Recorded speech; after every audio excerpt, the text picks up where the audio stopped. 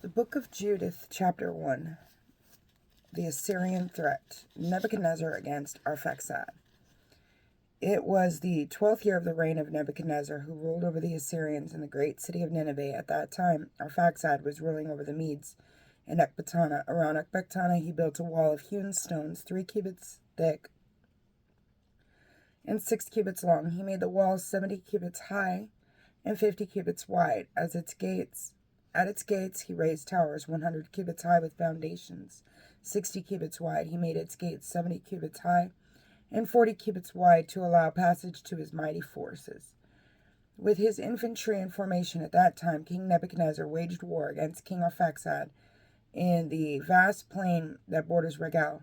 Rallying to him were all who lived in the hill country, all who lived along the Euphrates, the Tigris, and the Hydaspes, as well as Arioch, king of the Elamites in the plains. Thus many nations joined the ranks of the Sheladites. Then Nebuchadnezzar, king of the Assyrians, contacted all the inhabitants of Persia and all who lived in the west, the inhabitants of Cilicia and Damascus, Lebanon and Anna-Lebanon, and all who lived along the seacoast, the peoples of Carmel, Gilead, Upper Galilee, and the vast plain of Esdraelon, and all in Samaria and its cities, and west of the Jordan as far as Jerusalem, Bethany, Shelas, Kadesh, and the river of Egypt, Taphanes, Ramses, all the land of Goshen, Tanis, Memphis, and beyond, and all the inhabitants of Egypt as far as the borders of Ethiopia. But all the inhabitants of the whole land made light of the summons of Nebuchadnezzar, king of the Assyrians, and would not join him in the war. They were not afraid of him, since he was only a single opponent. So they sent back his envoys empty-handed and disgraced.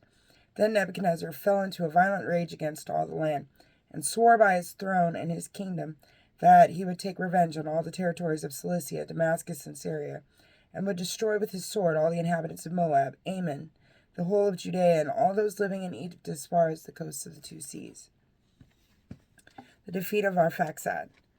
In the 17th year, he mustered his forces against King Arphaxad and was victorious in his campaign. He routed the whole force of Arphaxad, his entire cavalry, and all his chariots, and took possession of his cities. He pressed on to Ecbatana, took its towers, sacked its marketplaces, and turned its glory into shame. He captured Arphaxad in the mountain of Ragu, ran him through with spears, and utterly destroyed him once and for all. Then he returned to Nineveh with all of his consolidated forces, a very great multitude of warriors, and there he and his forces relaxed and feasted for 120 days. The word of the Lord. Thanks be to God, the Father and Son and Holy Spirit. God bless you.